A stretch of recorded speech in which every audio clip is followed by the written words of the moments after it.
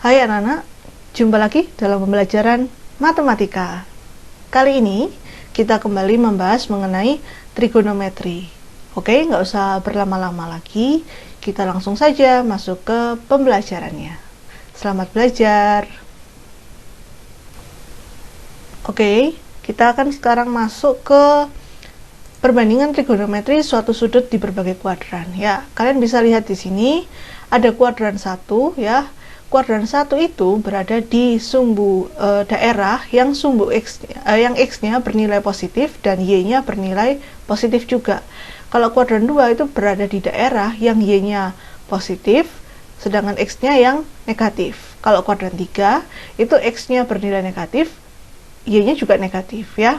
Dan kuadran 4 itu bernilai pada x-nya positif dan y-nya negatif. Oke, sekarang kita akan kembali mengingat mengenai sudut dalam posisi baku ya, yang sudah kita bahas di video sebelumnya.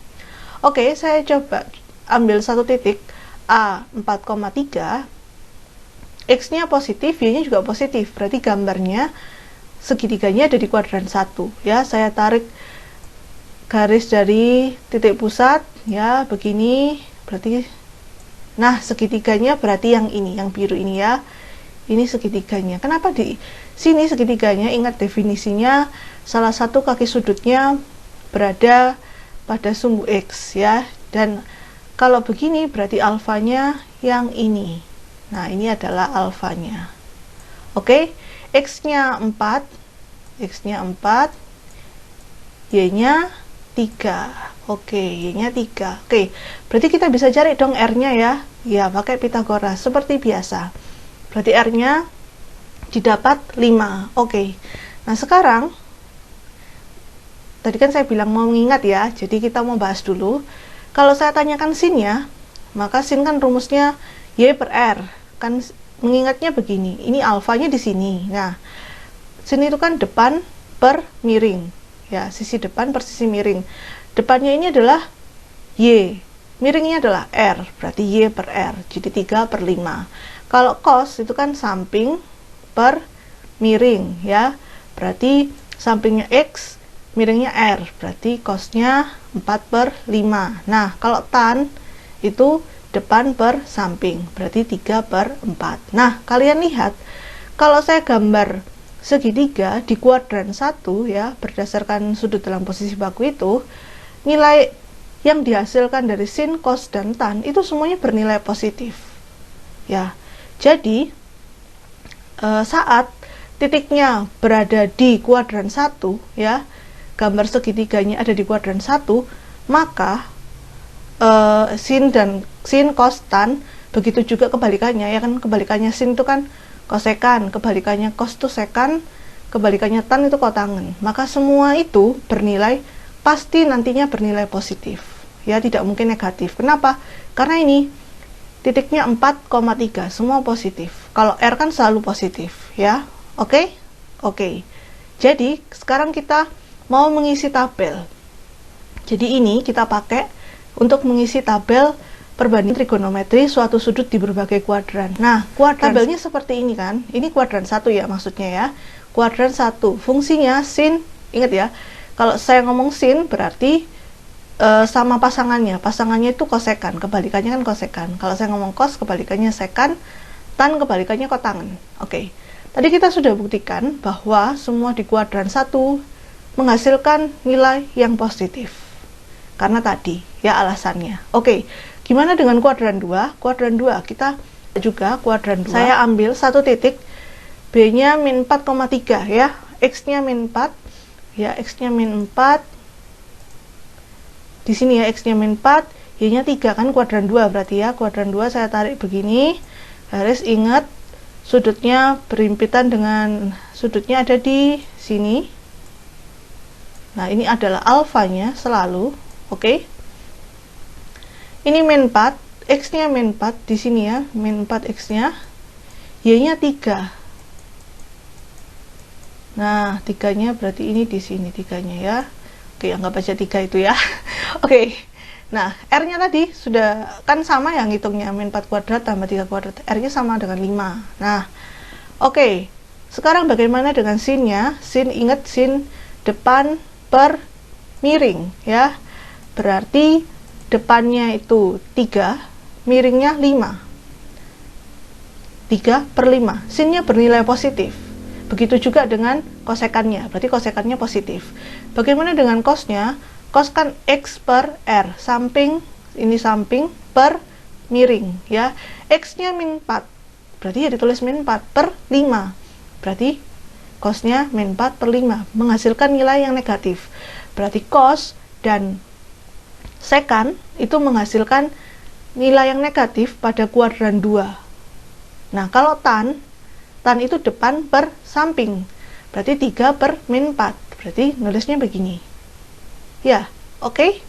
Berarti kita bisa simpulkan di kuadran 2 yang akan bernilai positif berdasarkan ininya ya, titik koordinatnya dari yang kita sudah dapatkan. Berarti yang bernilai positif hanya sin dan kosekan. Oke, yang lainnya bernilai negatif. Maka tabel sin kosekan positif, kosekan tan dan kotangen negatif. Ya. Jadi kuadran 1 semua positif, kuadran 2 yang positif sin. Kalau ngomongin sin berarti ngomongin pasangannya juga, kosekan. Oke. Sekarang kita lanjut ngisi lagi. Saya punya titik min 4, min 3. Min 4, min 3 X-nya min 4, Y-nya min 3. Berarti kan di sini ya, negatif-negatif. Berarti di kuadran 3 kan? Begini. Ingat segitiganya berarti ke atas karena salah satu kaki sudutnya harus di sumbu X. Alfanya yang ini ya. Oke. Min 4 X-nya di sini kayak tadi. Y-nya min 3 di sini ya, min 3. Saya tulis di sini ya, min 3. Oke. R-nya sama ya, tadi berarti 5. Nah, sekarang bagaimana dengan sinnya? Ingat sin alfa. Y per R. Y per R. Y-nya min 3, R-nya 5. Berarti min 3 per 5. Cos alfa, X per R. X-nya min 4 per 5. Tan. Tan itu Y per X. Ya, kalau masih belum hafal Y per X, boleh depan per samping. Berarti min 3 dibagi min 4. Berarti 3 per 4. Nah, dari sini kita sudah dapatkan bahwa yang bernilai positif pada kuadran 3 adalah tan dan kotangen pastinya ya. Yang lainnya negatif. Oke, jadi ini kesimpulannya.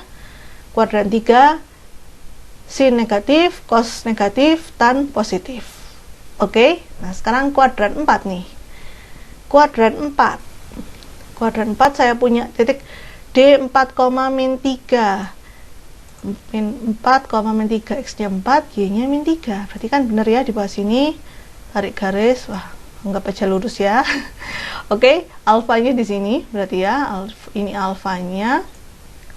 Ini D-nya. X-nya 4. Y-nya min 3. Oke. Nah, R-nya sama ya. 5. Oke. Berarti sinnya kan alfa depan per miring atau Y per R. Y-nya min 3 nih. R-nya 5, min 3 per 5. Nah, sekarang cosnya samping per miring atau X per R, 4 per 5. X-nya 4 per 5, tannya depan per samping. Ya, berarti min 3 per 4. Jadi, kesimpulannya, di kuadran 4, itu yang positif adalah cos dan sekan tentunya. Oke, tulis nah, kembali di tabelnya. Jadi tabel akhirnya ini ya yang perlu kalian catat di modul kalian. Jadi kesimpulannya adalah pada perbandingan trigonometri suatu sudut di berbagai kuadran, pada kuadran 1 ingat aja kuadran 1 semua positif, kuadran 2 yang positif sin, kuadran 3 yang positif tan, kuadran 4 yang positif cos. Ya, semua sin tan cos. Oke. Oke, ya sekarang kita lanjut ke contoh soalnya. Nah, kalian akan tahu kegunaannya ini apa nanti. Oke, kita lanjut ke contoh soalnya. Contohnya, oke, kita masuk ke contoh perbandingan trigonometri suatu sudut di berbagai kuadran. Contohnya adalah diketahui cos alfanya negatif 12 per 13, tentukanlah perbandingan trigonometri yang lain untuk sudut alfa. Nah, kita tahu ya, kalau cos alfa ya, cos itu bernilai negatif di mana? Yuk, tadi kita sudah bahas ya, kita ulang ya. Kuadran 1 itu semua bernilai positif. Kuadran 2 yang positif hanya sin dan kosekan. Nah, kuadran 3 tan dan kotangen. Kuadran 4 cos dan kosek dan sekan, dan sekan ya. Oke, jadi kalau negatif berarti cos alfanya ada di kuadran 2 atau kuadran 3. Karena tidak diketahui batas yang lainnya di sini ya, tidak diketahui informasi lain, maka yang dimaksud dari soal itu dua kemungkinan, bisa kuadran 2 atau kuadran 3. Jadi kita gambar satu-satu ya. Kita gambar dulu di kuadran 2 pakai bidang kartesius ya, seperti sudut dalam posisi baku. Berarti seperti ini ya. Kita gambar segitiganya. Sekarang meletakkannya ya, hati-hati meletakkan min 12 dan min 12 per 13 nya. Ingat rumusnya adalah ya, X per R ya, cos alfa. Ini alfanya saya taruh di sini, lupa. Nah, X per R ini ada di kuadran 2, sumbu X nya bernilai negatif, berarti min ini pasti punyanya 12, berarti min 12 nya di sini, 13 nya adalah sisi miringnya, R nya. Ingat R itu tidak pernah bernilai negatif. Oke, berarti kita bisa tulis seperti ini. Nah, kita bisa cari deh yang ini, sisi satunya saya kasih nama itu Y, berarti Y sama dengan ini, dapatlah 5 ya. Oke, Y nya 5. Nah, terus karena yang ditanyakan adalah trigonometri yang lain, nah, bisa dong dicari dari sini. Oke, kita mulai dari sin. Sin itu Y per R, Y nya 5 per 13, 5 per 13. Oke, sesuai dong yang kita ketahui ya, di kuadran 2 itu yang bernilai positif adalah sin. Nah, pasti positif ini. Oke. Nah, sekarang cos sudah ada. Berarti kita lanjut ke tan ya. Tan alfa samping atau x tan itu depan per samping. Berarti y per x, 5 per min 12. Oke. Kemudian kebalikannya sekarang. Kebalikannya sin adalah kosekan. Berarti tinggal dibalik ya. Kosekan alfanya 13 per 5. Nah, kebalikannya cos adalah sekan, berarti sekannya min 13 per 12. Nah, yang terakhir adalah kotangen. Kotangen kebalikannya tan, berarti min 12 per 5. Oke, begitu ya, bisa. Nah, itu yang kuadran 2. Jadi, gunanya ini adalah buat tahu letak segitiganya di mana. Kuadran 1K, 2K, 3, atau 4. Nah, sekarang kuadran 3. Sama ya, pertanyaannya. Sekarang kita gambar di kuadran 3. Berarti gambarnya seperti ini dong, kuadran 3, sumbu X negatif dan sumbu Y negatif. Ingat cos itu X per R. Nah, saya gambar dulu segitiganya. Alfanya selalu di sini ya. Berarti ini min 12, ini 13, maka Y-nya. Nah, Y-nya tadi kan kita dapat Y-nya itu 5. Ya kan, Y-nya 5. Tapi kalian harus pastikan dulu, kalian lihat ya, ini adalah sumbu Y negatif. Kalau di kuadran 3, Y-nya harus bernilai negatif. Karena tadi kita dapatkan Y-nya itu adalah 5, sedangkan ini sumbu Y-nya negatif, maka di sini bukan 5, tapi negatif 5. Jadi, harus disesuaikan dengan letak kuadrannya. Khusus untuk X atau Y, tapi kalau R pasti bernilai positif. Oke, ya. Karena ini kenapa kok X dan Y-nya saja ya? Karena berdasarkan sumbunya ini. Ini kan pas di X negatif, pas di Y negatif. Oke? Oke. Ya. Sekarang kita masuk ke trigonometrinya ya, perbandingan trigonometrinya. Kita sin alfa depan atau Y per R, berarti min 5 per 13. Nah, beda dengan yang kuadran 2 tadi. Kuadran 2 tadi 5 per 13, karena memang di kuadran 2 pasti bernilai positif. Kalau di kuadran 3 yang bernilai positif itu tan ya.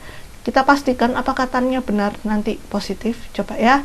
Sinnya sudah, cosnya sudah, berarti tan. Tan itu depan per samping atau Y per X. Y-nya min 5, X-nya min 12. Nah, berarti 5 per 12. Benar ya? Oke. Sekarang kebalikannya. Dari sin berarti kosekan. berarti jadinya min 13/5. Wah, maaf ini ada garisnya. Ya, kalau cos kebalikannya berarti min 13/12 ya. Dan kalau kotangen berarti 12/5. Tinggal dibalik begitu. Oke, bisa ya. Jadi, pertama adalah lihat dulu soalnya, harus gambar di kuadran mana. Baru lihat, hati-hati yang seperti ini ya, kalau mau mencari Y-nya atau mencari X-nya. Kalau mencari R, gampang. Nggak usah lihat di kuadran mana, dia pasti positif. Kalau mencari X atau Y, dilihat gambarnya ini ada di kuadran mana ya, ada di sumbu yang positif apa sumbu yang negatif ya, sesuaikan dengan sumbunya kalian menggambar. Oke, begitu ya. Itu perbandingan trigonometri. Sekarang kita masuk ke yang berikutnya ya, yang perbandingan trigonometri sudut berelasi. Kalau tadi sudut di berbagai kuadran, ini sudut berelasi. Oke, saya mau mengingatkan dulu sebelumnya. Nah ini K itu kuadran ya. Kuadran 1, seperti saya bilang tadi, kuadran 1 yang bernilai positif itu semua. Ya, kuadran 1 itu letaknya 0 derajat sampai 90 derajat. Kalau kuadran 2, itu sin dan kosekan. Nah, derajatnya antara 90 sampai kurang dari 180. Kalau kuadran 3, tangen dan kotangen ya, yang positif. Jadi yang saya tulis ini yang positifnya ya. Derajatnya ini. Kalau kuadran 4 itu antara 270 sampai 360. Yang positif adalah cos dan sekan. Oke? Oke. Sekarang, nah ini kuadran 1. Wah, tabel apa Bu? Gini ya, kita mau saya hilangkan dulu deh lagi. Nah, oke. Kita buat ketentuan dulu ya di awal. Kalau kita menggunakan 0 derajat, 360 derajat, 180 derajat, yaitu derajat yang ada pada sumbu X ya, diingat-ingat derajat yang ada pada sumbu X nantinya ya, sudut berelasinya akan tetap. Jadi maksudnya akan tetap itu, kalau trigonometri awalnya sin, hasilnya nanti akan berupa sin juga kalau kalian menggunakan 180 dan 360 yang berada pada sumbu X ya. Kalau kalian menggunakan 90 dan 270 derajat yang berada pada sumbu Y, sudut berelasinya akan berubah, berbalik. Nanti berbaliknya gimana? Kita lihat lagi ya. Ingat-ingat aja dulu, kalau sumbu X berarti itu tetap ya 180 dan 360. Kalau sumbu Y 90 dan 270 berarti dia berubah. Oke? Oke. Nah, sekarang kita ke kuadran 1 dulu. Kuadran 1 itu antara 0 sampai 90 ya. Di antara 0 dan 90. Nah, ini yang maksud saya sudut berelasinya. Kita lihat yang ini dulu ya. Sin 90. Ini tadi kan pakai yang sumbu Y. Saya sudah bilang kalau pakai sumbu Y, dia akan berubah. Kalau sin, berubahnya jadi cos. Kalau sin saja jadi cos, kalau cos pasti jadi sin ya. Jadi kalau sin jadi cos, cos jadi sin. Nah, sin itu kan kebalikan dari kosekan. Berarti kosekan itu juga akan kebalikan dari cos. Jadi kosekan sama dengan sekan. Gitu ya.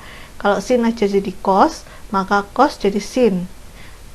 Kalau kosekan jadi sekan, berarti sekan jadi kosekan. Nah, kalau tan jadinya kotangen. Kalau kalian menggunakan 90. Nah, kenapa kok 90 dikurangi, Bu? Dikurangi alfa? Karena batasnya kuadran 1 itu paling kecil 0 derajat, lebih besar dari 0 derajat, dan paling besar adalah kurang dari 90 derajat. Jadi 89 derajat, 89,9 derajat itu termasuk di kuadran 1. Jadi nggak mungkin dong kita pakai 90 plus. Kalau 90 ditambah pasti lebih besar. Maka 90 dikurangi. Berarti kalau kalian pakai cara sin 90 dikurangi alfa akan menjadi cos. Nah, kenapa kok semuanya positif? Menandakan positifnya itu yang ini ya, setelah menggunakan aturan ini, baru positif negatifnya itu di belakangnya, setelah sama dengan. Nah, kenapa kok ini semua jadi positif? Karena di kuadran 1 semua bernilai positif. Oke? Nah, sekarang yang sebelahnya. Selain pakai 90, kalian bisa pilih nih, mau pakai 360 derajat juga boleh. Ya. 360 derajat ditambah alfa. Kenapa kok boleh? Karena kan 360 derajat kembali ke titik ini, ya. 0 derajat kan di sini, 360 juga di sini. Nah, berarti kembali lagi ke daerah sini, ke daerah kuadran 1. Maka 360 plus alfa itu sama dengan sin alfa. Nah, kok jadi sin, Bu? Yang ini cos. Tadi saya bilang kalau menggunakan aturan di sumbu X, ya, 180 dan 360, dia akan tetap. Sin jadi sin, cos jadi cos, tan jadi tan. Oke, mulai paham ya? Nanti ini aturan yang tadi saya bilang, ya, itu akan digunakan di kuadran 1, 2, 3, dan 4. Jadi, apakah perlu menghafal semua ini? Kalau menghafal jelas banyak ya yang perlu dihafalkan. Ini aja intinya, kalau di kuadran 1 kan 0 sampai 90, berarti pakai 90 dikurangi alfa. Atau pakai 360 ditambah alfa. Kalau pakai 360, dia tetap sin jadi sin. Kalau pakai 90 dikurangi, karena 90 itu sumbu Y, ya, berarti sin jadi cos, cos jadi sin, tan jadi kotangan. Kuadran 1 ingat semua positif. Oke? Kita lanjut dulu ke kuadran 2. Ini kuadran 2. Nah, kuadran 2 ini adalah yang paling kecil. Kuadran 2 itu kan 90, paling kecil ya. Paling kecil itu di antara 90 sampai 180. Maka tandanya 90 ditambah. Kalau 90 dikurangi tadi kuadran 1, 90 ditambah. Nah, satunya 180 dikurangi. Kalau 180 ditambah, lebih dari ini dong, lebih dari kuadran 2 dong ya. Pasti di kuadran 3. Nah, sekarang ingat tadi saya bilang kalau 90 pakai sumbu derajat yang ada di sumbu Y, sin jadi cos. Di kuadran 2 yang bernilai positif itu hanya sin dan kosekan.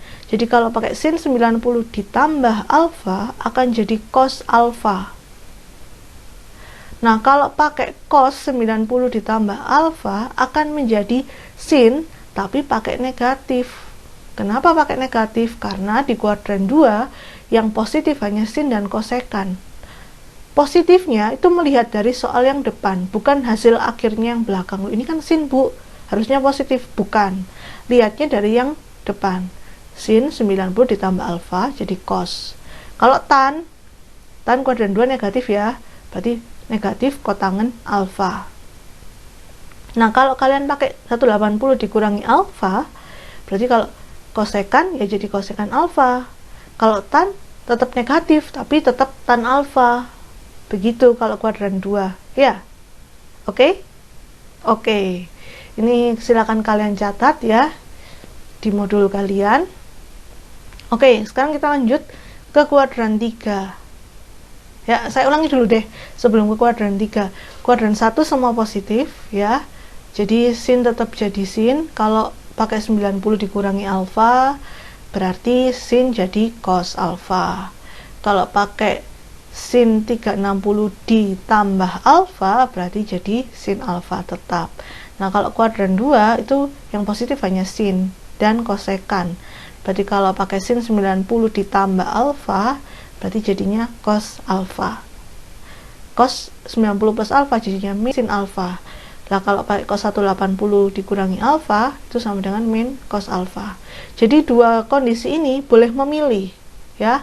Tapi juga kadang ada soal yang harus menggunakan ini atau harus menggunakan ini. Tapi kebanyakan sih bisa memilih kalian ya.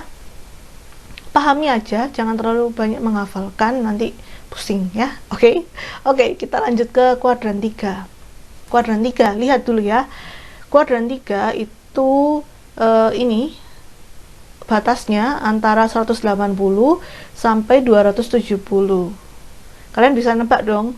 Berarti kalau kuadran 3 paling kecil 180, berarti 180 ditambah. Iya kan? Kan 180 ditambah. Paling besar 270, kurang dari 270, berarti 270 dikurangi. Nah, di kuadran 3 yang positif itu hanya tangen dan kotangen. Berarti tabelnya seperti ini kuadran 3. Nah, benar kan? Paling kecil itu 180 ditambah alfa, paling besar itu 270 dikurangi alfa. Nah, sin jadi negatif cos alfa. Kalau tan jadi kotangen alfa. Oke. sin 180 ditambah alfa. Karena pakai 180, pakai yang ada di sumbu X, derajatnya, maka jadi negatif sin alfa. Ini tetap. Kenapa negatif? Karena sin di kuadran 3 bernilai negatif. Kenapa tannya jadi positif? Karena tan di kuadran 3 bernilai positif. Kenapa kotangannya juga positif? Karena tan dan kotangan itu positif di kuadran 3. Oke? Bisa ya kalau pakai 180. Ingat, dilihat batasnya. Kalau paling kecil berarti pasti dikurangi ya, pasti ditambah, maaf. Kalau paling kecil pasti ditambah. Kalau batasnya yang paling besar pasti dikurangi. Ya. Oke. Nah, sekarang di kuadran 4. Bagaimana dengan sama dong, saya bilang tadi ya. Kalau paling kecil berarti nanti ditambah. Kalau paling besar nanti dikurangi. Nah, 270 plus alfa dong, berarti yang ini 360 dikurangi alfa. Yang positif di kuadran 4 adalah cos alfa dan secant alfa. Nah, seperti ini ya di kuadran 4. Sin 270 ditambah alfa, ingat kuadran 4 itu jadi yang positif hanya cos dan secant. Maka sin jadi negatif ya, negatif cos karena 270 pakainya ya. Jadi cos, sin jadi cos, cos jadi sin. Nah, cos jadi sin alfa. Kenapa kok jadi positif? Karena cosnya bernilai positif di kuadran 4. Jadi ingat ya, yang dilihat itu yang sini. Kapan dia positif dan negatif tuh lihatnya yang berdasarkan awalnya, soalnya. Ini kan hasilnya ya. Begitu juga yang ini, tan 360, pakai 360 berarti tetap jadi tan, hanya ini ada di kuadran 4, jadi min tan alfa. Terus secant itu di kuadran 4 positif, berarti tetap jadi secant alfa kalau 360 dikurangi alfa. Oke, sip. Ini aturan di kuadran 4. Sekarang saya mau tunjukkan lagi satu aturan yang ada di kuadran 4. Nah, ini dia aturannya. Kok bisa? Nah, gini. Sin min alfa. Kalau sin alfa, kalau alfa ya, alfanya positif, itu kan perputarannya berbalik arah ya, berlawanan dengan arah jarum jam. Berarti kan ke atas. Kalau min berarti kan searah dengan jarum jam, berarti ke bawah. Nah, berarti dimulai dari kuadran 4. Maka kita gunakan ini di aturan kuadran 4. Ya, jadi kalau ada sin dalam kurung min alfa, ingat kuadran 4 yang positif hanya cos dan secant. Maka ada sin dalam kurung min alfa, jadinya min sin alfa. Alfanya langsung jadi positif. Jadi contoh, sin min 60 derajat, sin min 60 derajat. Jadi sama dengan min sin 60 derajat. Ya, cos min 60 derajat. Jadinya ingat kuadran 4, kalau min 60 berarti jadinya cos alfa. Cos 60 derajat, tidak menggunakan min. Tan min 60 derajat berarti sama dengan min tan 60 derajat. Jadi negatifnya tinggal dipindah aja ke depan. Ya, tapi khusus cos dan secant itu jadi positif karena menggunakan aturan kuadran 4, karena jalannya dari sini dulu ke bawah dulu. Oke, gitu ya. Kuadran 4 sudah selesai. Sekarang kita ke aturan yang berikutnya. Ini yang terakhir aturannya. Nah ini kalau ada sudut yang lebih besar dari 360 derajat ya. Jadi misalkan K ini adalah putarannya. K-nya harus berupa bilangan bulat ya.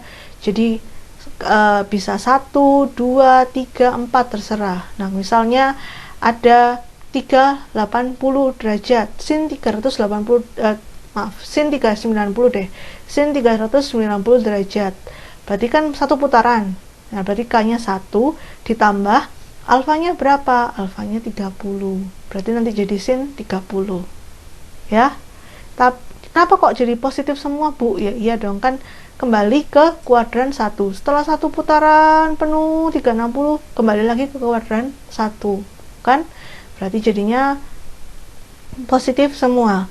mau putarannya sampai 6 pun nanti kan kembali lagi ke kuadran 1, mulainya dari kuadran 1 lagi. Maka semua ya, kalau lebih dari 1 putaran, lebih dari 2 putaran ya, berarti pakai aturan ini. Semuanya pasti positif. Oke? Oke ya. Ya, kita coba aja ya, langsung ke contoh soalnya biar lebih paham. Ya, contoh yang pertama, saya punya sin 120 derajat. Nah, sekarang sebelum kita mengerjakan nih, ada baiknya kita tulis dulu dia kuadran berapa. 120 itu, ya ingat kan ada kuadran 1, 0 sampai 90, kuadran 2, 90 sampai 180, berarti 120 ini ada di kuadran 2. Saya tulis deh kuadran 2. Nah, tulis saja nggak masalah ya. Kuadran 2 ada 2 aturan, bisa pakai 90 ditambah, bisa pakai 180 dikurangi. Kan tadi batasnya 90 sampai 180. Saya pakai 180 dulu ya. Berarti saya tulis tetap gini, sin 180 derajat dikurangi 60. Loh, kok 60, Bu?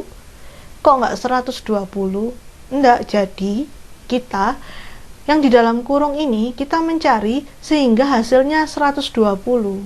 Karena saya pakai aturan 180, berarti biar kan dikurangi tadi, dikurangi berapa biar hasilnya jadi 120, dikurangi 60 ya, berarti ini aturannya jadi sin 180 dikurangi alfa, itu aturannya di kuadran 2 tadi kan, berarti alfanya berapa? Alfanya 60. Oke, alfanya 60 nanti. Nah, sekarang ingat kuadran 2. Kuadran 2 yang bernilai positif itu apa? Sin dan kosekan. Nah, karena sin, ini soalnya sin, berarti sama dengan, pasti positif juga sinnya, sin 60, tidak menggunakan negatif. Jadi sin 60 adalah akar 3/2. Oke, ya saya ulangi ya, gini. Jadi pertama, tentukan dulu kuadrannya. Terus, kan udah dapat kuadrannya, ada 2 aturan, terserah mau pakai yang mana. Nanti hasilnya akan sama ya. Kalau kalian mau pakai 180, berarti 180 dikurangi berapa biar jadi 120? Kurangi 60, jadi sin 60. Kalau misalkan saya mau pakai sin 90 ditambah alfa, tetap sin loh ya ini. Jadi berubahnya setelah di sini ya, setelah tinggal alfa. Sin 90 ditambah berapa biar jadi 120 ditambah 30. Berarti bisa pakai sin 90 ditambah 30 derajat. Berarti kan sin jadinya alfanya 30. Kalau pakai 90, ingat akan berubah jadi cos. Saya tulis deh ya, biar enak kalian lihatnya. Oke, saya ulang ya. Bisa atau bisa kalian pakai sin 90 plus 30 derajat. Berarti alfanya adalah 30 derajat. Nah, karena sin 90 itu tadi sumbu Y ya, berubah sin itu jadi cos, maka di sini akan jadi cos. Cos berapa? Cos 30 derajat. Oke? Cos 30 itu berapa? Cos 30 itu adalah akar 3/2 juga. Nah, kan sama ya. Oke? Bisa? Bisa. Mantap. Oke, sekarang kita lanjut ke soal kedua. Soal kedua, cos 225. Ini adalah kuadran 225, berarti antara 180 sampai 270, kuadran 3 ya. Kuadran 3 berarti saya mau pakai 180 ditambah 45. Ingat kuadran 3 cosnya bernilai negatif, maka akan menjadi min cos 45. Nah, akan jadi begini, min akar 2/2.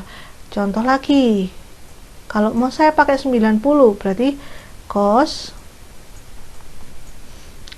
bukan 90 ya, 270 ya, kuadran 3, 270 derajat dikurangi berapa biar jadi 225, kurangi 45 ya, 270 dikurangi 45. Tetap kuadran 3 itu cosnya bernilai negatif, min. Nah, tapi di kuadran 3 karena pakai 270, cos berubah jadi sin. Berarti min sin 45. Wah, cukup nggak? Ya, anggap aja itu 45 ya. Berarti min akar 2/2. Nah, begitu ya. Jadi boleh, hasilnya kan sama, mau pakai yang 180 atau pakai 270. Oke, kita lanjut ke contoh yang ketiga. Sekan 300. Sekan 300 itu berarti antara 270 sampai 360. Kuadran 4 ya. Berarti kuadran 4 sekan 270. Oh, saya pakai 270 nih di sini ya. 270 ditambah 30. Kalau kalian mau pakai 360 dikurangi, berarti dikurangi 60. Nah, sekan itu kan kebalikan dari cos. Cos dan sekan di kuadran 4 itu bernilai positif ya. Berarti jadinya sekan 30, kosekan 30 ya, karena saya pakai 270 di sini. Maka sekan menjadi kosekan ya.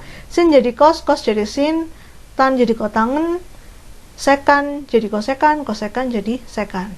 Oke? Nah, kosekan 30 itu 2. Bisa ya? Kalau pakai satunya sekan 360 dikurangi 60, kalian buktikan, pasti hasilnya akan sama ya. Oke. Keempat, sin 930 derajat.